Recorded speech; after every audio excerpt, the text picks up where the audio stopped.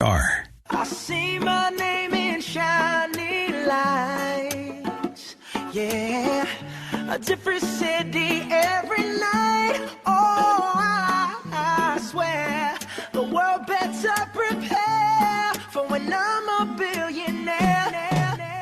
It's time to get down to business on the weekend's #1 business program. Known as the King of Networking, your host, Shalom Klein, has worked with thousands of entrepreneurs and created countless jobs. So, to success. Let's get down to business. And indeed, we are all about small business, jobs, and entrepreneurship. And business, we talk a lot about business here. You're on with Get Down to Business, and I'm your host, Shalom Klein. Remember, you can always download podcasts from Get Down to Business on my website at shalomklein.com. And while you are there, don't forget to follow me on Twitter at Shalom Klein. It's going to be a jam-packed week of content and information. I've got some great guests here in studio with me, and we are powered by our good friends at Tandem HR, your solutions center. Give them a call, 630-928-0510, 630-928-0510, or visit their fantastic website with a wealth of information, tandemhr.com. So I'm thrilled, as promised, to be joined by one of those fantastic guests that are with me here in studio. I'm thrilled to be joined by attorney Ina Silvergleid, who is the founder of A Bridge Forward. A Bridge Forward really is an amazing organization led by an amazing person who has helped so many people. Ina, you are a 1990 graduate of IIT, Chicago Kent College of Law, and I know you've worked as a judicial law clerk and where you have worked in employment law, but now provides guidance to employers on how to comply with the maze of federal, state, and local rules regulating when someone can be asked if they have a criminal record. That's just a brief introduction to an amazing person. Ina, welcome to Get Down to Business. Thank you for having me. Absolutely. So, Ina, you have a remarkable story, and that introduction did not do it justice. Let's talk about your story and how you went from a more typical law career to what you are doing now. So what happened to me, like a lot of other people, back in 2009, I lost my job. And while I was looking for work, I also was looking for some volunteer work because I've never been one to enjoy looking for a job, and I wanted to be useful. And in the spring of 2009, I finally found a volunteer opportunity, which I still do today, with an organization called the James B. Moran Center for Youth Advocacy. Back at the end of 2008, Judge Suckerdermer, the chief judge at the Skokie Courthouse, asked this legal aid organization if they'd be willing to sponsor an expungement help desk, and they said yes.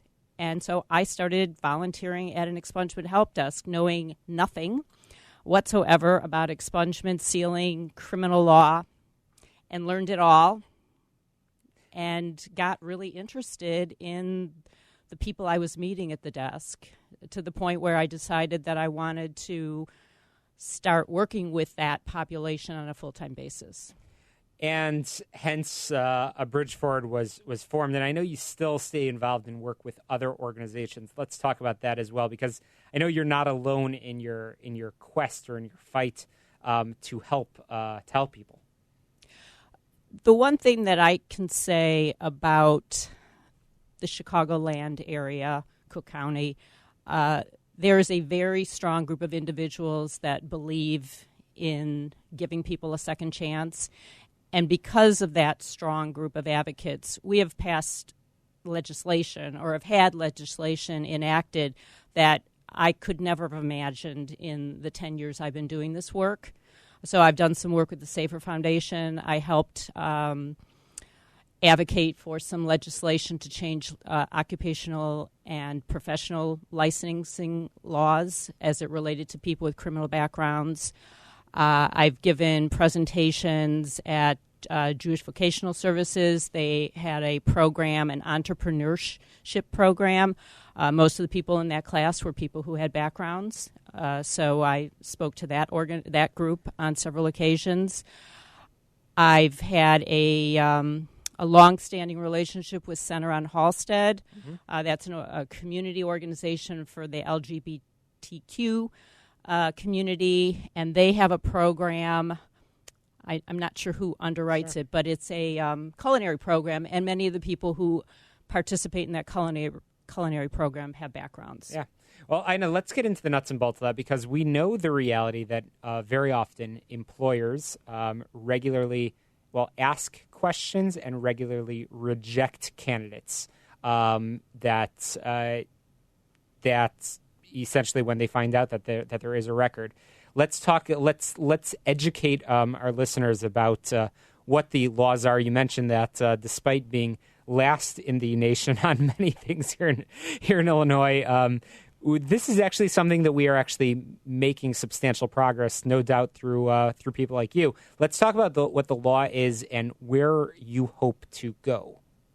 So there are both state, federal, and in some cases local laws that regulate when an employer can ask about whether somebody has a criminal history, and then if they, as part of their hiring process, want to do a criminal background check, there are laws that sort of regulate how that process is supposed to play out. Mm-hmm. So you have state laws and federal laws, and they don't always work hand in hand, and that is an issue that it's a problem, and I'm not sure that there's an easy answer to it.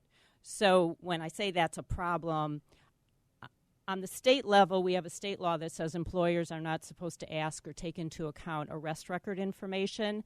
But because the vendors, we refer to them as consumer reporting agencies, are the people that actually collect criminal background information, they're regulated by something called the Fair Credit Reporting Act. And the Fair Credit Reporting Act does not prohibit them from collecting that information. Well, I know we don't have a lot of time, but I want to share with our listeners your advice on how an employer, big or small, can legally do a criminal background check and evaluate job applicants, and again, do it in the right way.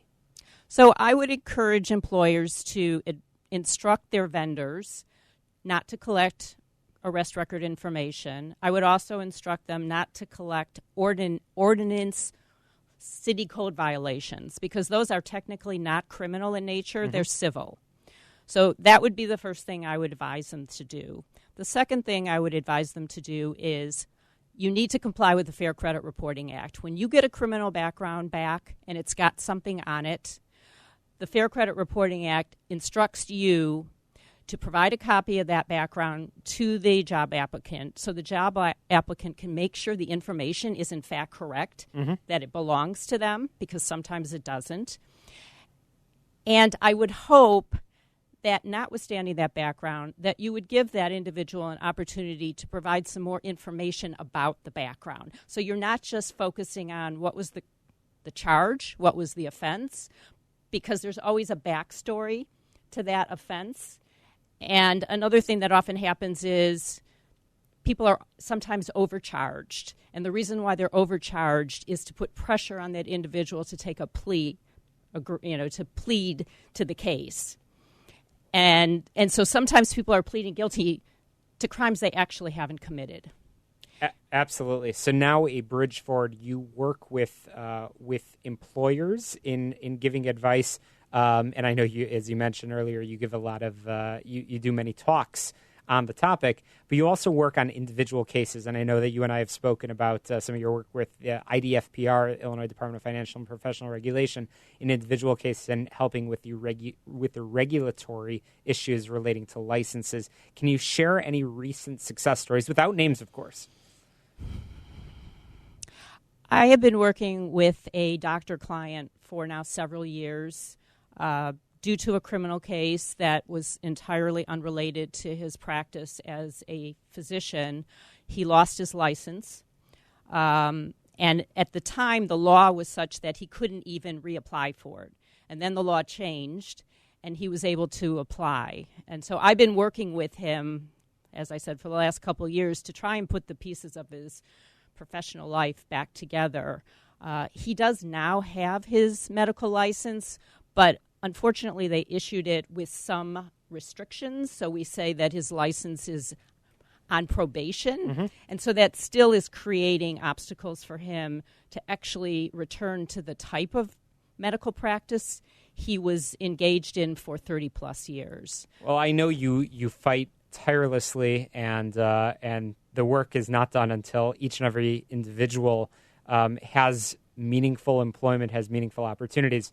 I know you're doing incredible work, and I know that organizations, no doubt, will seek you out to speak, as well as individual cases. So I know I want to make sure that we leave time so people can get in touch with you. What's the best way to reach you? You can certainly find me through my website, which is www.abridgeforward.com. abridgeforward.com. Ina Silvergleid, thank you for the tremendous work that you're doing. I hope that our listeners will get in touch with you and check out your website to learn more, abridgeforward.com. Coming up after the break, I'm going to be joined by another fantastic entrepreneur.